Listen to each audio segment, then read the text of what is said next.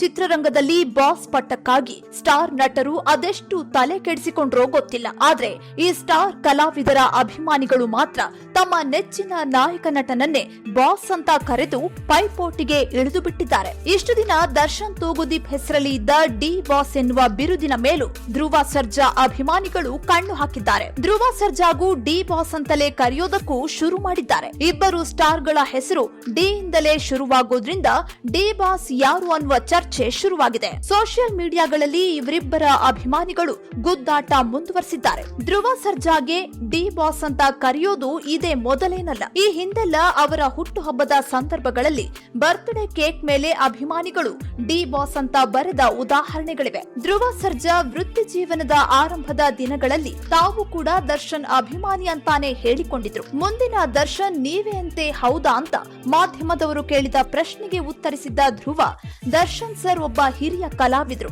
ಅವರ ಜೊತೆ ಹೋಲಿಕೆ ಸರಿಯಲ್ಲ, ಅವರ ಅಭಿಮಾನಿಗಳಲ್ಲಿ ನಾನು ಒಬ್ಬ ಅಂತಾನೆ ಹೇಳಿಕೊಂಡಿದ್ರು. ಹೀಗೆ ದರ್ಶನ್ ಅವರೊಟ್ಟಿಗೆ ಒಳ್ಳೆಯ ಒಡನಾಟ ಇಟ್ಟುಕೊಂಡಿದ್ದ ಧ್ರುವ ಸರ್ಜಾ ದರ್ಶನ್ ನಟನೆಯ ಯಜಮಾನ ಚಿತ್ರದ ಟೀಸರ್ ಒಂದಕ್ಕೆ ಧ್ವನಿ ನೀಡಿದ್ರು. ನಂಬಿಕೆಗೆ ಇನ್ನೊಂದು ಹೆಸರು ಶತಕೋಟಿಗೊಬ್ಬ ಅಂತ ದಾಸನನ್ನ ಹಾಡಿ ಹೊಗಳಿದ್ರು. ಅದೇ ರೀತಿ ದರ್ಶನ್ ಕೂಡ ಸರ್ಜಾ ಕುಟುಂಬದ ಸಿನಿಮಾಗಳಿಗೆ ಬೆಂಬಲ ಕೊಡ್ತಾನೆ ಬಂದಿದ್ರು. ಶತಕೋಟಿಗೊಬ್ಬ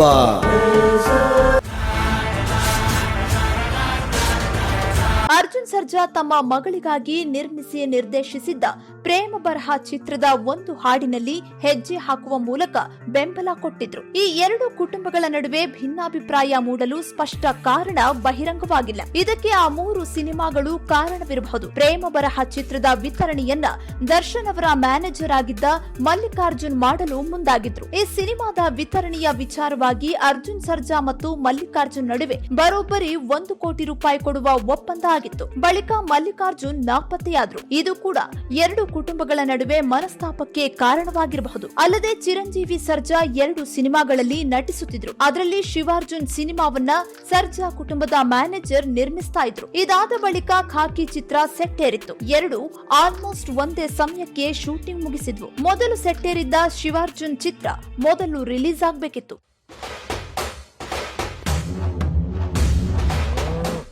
ಆದ್ರೆ ಖಾಕಿ 2020 ಜನವರಿಯಲ್ಲಿ ತೆರೆಗೆ ಬಂದ್ರೆ ಅದೇ ವರ್ಷ ಮಾರ್ಚ್ ತಿಂಗಳಲ್ಲಿ ಶಿವಾರ್ಜುನ್ ಬಿಡುಗಡೆಯಾಗಿತ್ತು. ಇದರಿಂದ ಸರ್ಜಾ ಕುಟುಂಬದ ಮ್ಯಾನೇಜರ್ಗೆ ಹಿನ್ನಡೆಯಾಗಿತ್ತು. ಶಿವಾರ್ಜುನ್ ಚಿತ್ರ ಮೊದಲು ರಿಲೀಸ್ ಮಾಡುವಂತೆ ದರ್ಶನ್ ಸಲಹೆ ನೀಡಿದ್ರು ಎನ್ನುವ ಮಾತಿದೆ. 2 ಚಿತ್ರಗಳ ನಡುವೆ ಕ್ಲಾಶ್ ಆಗದೇ ಇರಲಿ ಅಂತ ದರ್ಶನ್ ಈ ರೀತಿ ಸಲಹೆ ಕೊಟ್ಟಿದ್ರು ಕೂಡ ಇದು ಈ ಕುಟುಂಬಗಳ ನಡುವಿನ ಮುನಿಸಿಗೆ ಕಾರಣವಾಗಿರಬಹುದು. ಶಿವರಾಜ್ ಕುಮಾರ್ ನೇತೃತ್ವದಲ್ಲಿ ಕಾವೇರಿ ಹೋರಾಟ ನಡೀತಾ ಇದ್ದ ಸಮಯದಲ್ಲಿ ಶಿವಣ್ಣನೊಂದಿಗೆ ಧ್ರುವ ಸರ್ಜಾ ವೇದಿಕೆ ಮೇಲೆ ಕುಳಿತಿದ್ರು. ಆ ನಂತರ ದರ್ಶನ್ ಅದೇ ವೇದಿಕೆ ಮೇಲೆ ಬರ್ತಿದ್ದಂತೆ ಧ್ರುವ ಸರ್ಜಾ ಅಲ್ಲಿಂದ ಹೊರಟು ಹೋಗಿದ್ರು. ಇಬ್ಬರು ಪರಸ್ಪರ ಮಾತನಾಡಿಕೊಳ್ಳುವ ಪ್ರಸಂಗ ಕೂಡ ಬರಲಿಲ್ಲ. ಇದು ಕೂಡ ಇವರಿಬ್ಬರ ನಡುವೆ ಏನೋ ವಿಚಾರ ಇದೆ ಎನ್ನುವುದಕ್ಕೆ ಪುಷ್ಟಿ ನೀಡಿತ್ತು. ಒಟ್ಟಾರೆ ಒಂದು ಕಾಲದಲ್ಲಿ ಒಗ್ಗಟ್ಟಾಗಿದ್ದ ದರ್ಶನ್ ಮತ್ತು ಸರ್ಜಾ ಕುಟುಂಬಗಳ ನಡುವೆ ವೈಮನಸ್ಸಂತೂ ಸೃಷ್ಟಿಯಾಗಿದೆ. ಆದ್ರೂ ಕೂಡ ಇಬ್ಬರು ಸ್ಟಾರ್ ನಟರು ಬಹಿರಂಗವಾಗಿ ಪರಸ್ಪರ ಗೌರವಯುತವಾಗಿಯೇ ನಡೆದುಕೊಳ್ತಾನೆ ಬಂದಿದ್ದಾರೆ. ಅಭಿಮಾನಿಗಳು ಮಾತ್ರ